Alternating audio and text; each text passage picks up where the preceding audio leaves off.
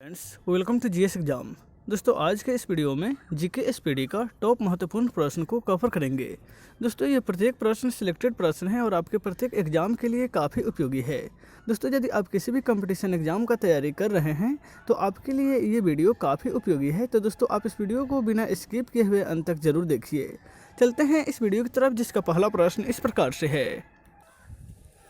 आज का पहला प्रश्न है, सोडियम की खोज करने वाला वैज्ञानिक निम्नलिखित में से कौन थे? यानी कि सोडियम की खोज निम्नलिखित में से किस वैज्ञानिक के द्वारा किया गया था? तो राइट आंसर हो जाएगा ऑप्शन ए, हेम्फ्री डेवी ने सोडियम की खोज किया था। ऑप्शन ए इसका राइट आंसर हो जाएगा। सोडियम के साथ साथ मैग्नीशियम, पोटेशियम और कैल्शियम की खोज भी हेम्फ्री डेवी के द्वारा ही किया गया था। नेक्स्ट है क्वेश्चन नंबर 2, हेमाटाइट खनिज से निम्नलिखित में से कौन सी धातु प्राप्त होती है? हेमाटाइट खनिज से इनमें से कौन सी धातु प्राप्त होती है? तो राइट आंसर होगा ऑप्शन बी, लोहा। लोहा जो है हेमाटाइट खनिज से प्राप्त किया जाता है। नेक्स्ट है क्वेश्चन नंबर 3, मनुष्य के शरीर की सबसे लंबी हड्डी निम्नलिखित में से कौन सी है? मनुष्य के शरीर की सबसे लंबी हड्डी इनमें से कौन सी है? तो राइट आंसर होगा ऑप्शन सी, फीमर। फीमर यानी कि जांघ की हड्डी जो है मनुष्य के शरीर की सबसे लंबी हड्डी है। नेक्स्ट है क्वेश्चन नंबर 4, कॉस्मिक किरणों की खोज निम्नलिखित में से किस वैज्ञानिक के द्वारा किया गया था? कॉस्मिक किरण की खोज इनमें से किस वैज्ञानिक ने किया था? तो राइट आंसर होगा ऑप्शन डी, आर.एम. मिल्टन के द्वारा कॉस्मिक किरण की खोज की गई थी। नेक्स्ट है question number 5, sir CV Raman को भौतिकी का नोबेल पुरस्कार कब मिला था? सीवी रमन को भौतिकी के क्षेत्र में नोबेल पुरस्कार से कब सम्मानित किया गया था? तो राइट आंसर हो जाएगा ऑप्शन ए, सन 1930 ईस्वी में सीवी रमन को भौतिकी का नोबेल पुरस्कार से सम्मानित किया गया था। नेक्स्ट है क्वेश्चन नंबर 6, राष्ट्रीय विज्ञान दिवस कब मनाया जाता है? राष्ट्रीय विज्ञान दिवस कब मनाया जाता है? तो राइट आंसर हो जाएगा ऑप्शन बी, 28 फरवरी को प्रत्येक साल राष्ट्रीय विज्ञान दिवस के रूप में मनाया जाता है। ऑप्शन बी इसका राइट आंसर हो जाएगा। नेक्स्ट है क्वेश्चन नंबर 7, कांच पर लिखने के लिए किस अम्ल का प्रयोग किया जाता है? कांच पर लिखने के लिए निम्नलिखित में से कौन सा अम्ल प्रयुक्त होता है? तो राइट आंसर होगा ऑप्शन बी, हाइड्रोजन फ्लोराइड अम्ल का जो है प्रयोग किया जाता है कांच पर लिखने के लिए। ऑप्शन सी इसका राइट आंसर हो जाएगा। हाइड्रोजन फ्लोराइड जो है वह कांच पर उगने में सक्षम होता है। नेक्स्ट है क्वेश्चन नंबर 8, केंद्रक की खोज निम्नलिखित में से किस वैज्ञानिक ने किया था? केंद्रक की खोज राइट आंसर होगा ऑप्शन डी, रॉबर्ट ब्राउन ने कोशिका की केंद्रक की खोज किया था। ऑप्शन डी इसका राइट आंसर हो जाएगा।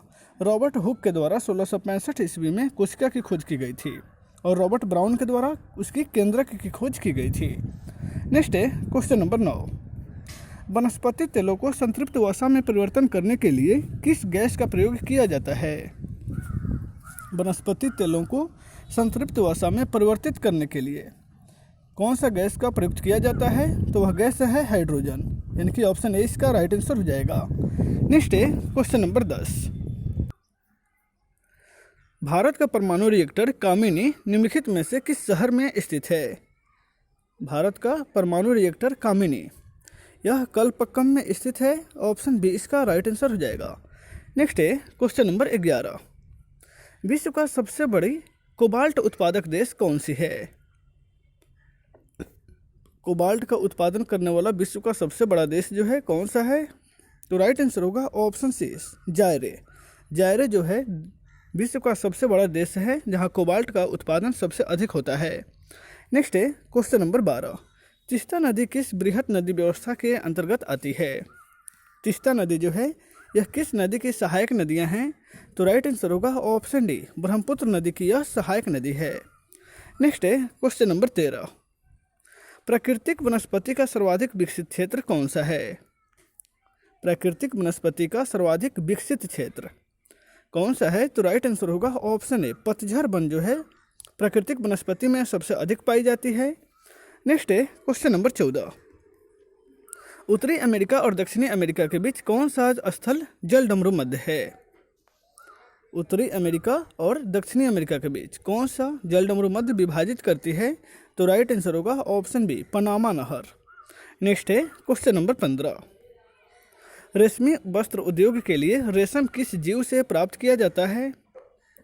रेशम वस्त्र के उद्योग के लिए रेशम जो है वह किस जीव से प्राप्त किया जाता है? तो राइट आंसर होगा ऑप्शन सी, कोकून।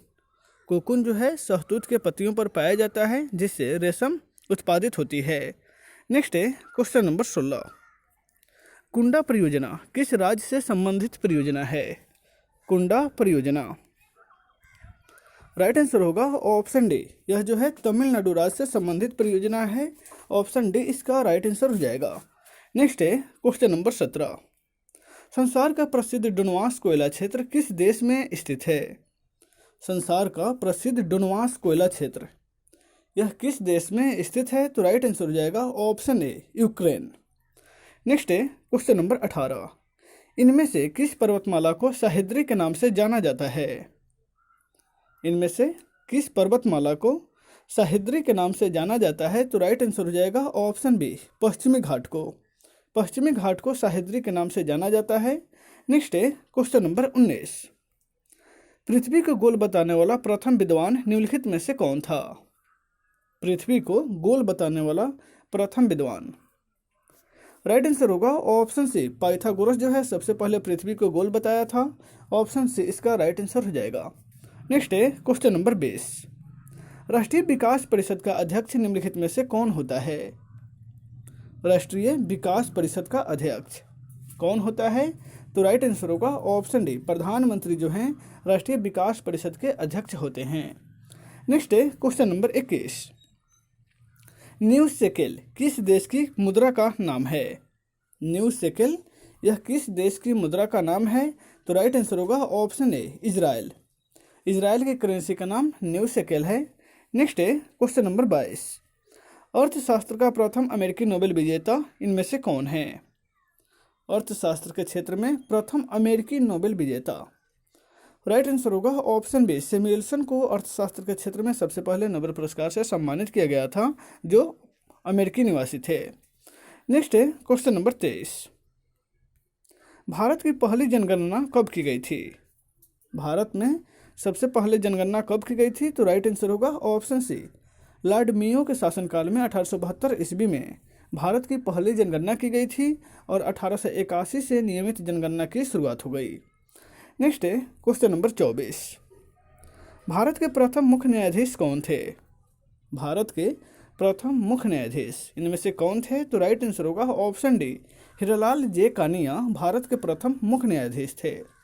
नेक्स्ट है क्वेश्चन नंबर 25। मगध पर शासन करने वाला प्रथम गैर क्षेत्रीय वंश कौन सा था? मगध पर शासन करने वाला प्रथम गैर क्षेत्रीय वंश राइट आंसर होगा ऑप्शन ए, शिशुनाग वंश जो है मगध पर शासन करने वाला प्रथम गैर क्षेत्रीय वंश है। ऑप्शन ए इसका राइट आंसर हो जाएगा। नेक्स्ट है क्वेश्चन नंबर 26। तहकीक ए हिंद शीर्षक ग्रंथ की रचना किसने किया है? तहकीक ए हिंद इस ग्रंथ की रचना किसके द्वारा किया गया है? तो राइट आंसर होगा ऑप्शन बी, अल-बरूनी के द्वारा।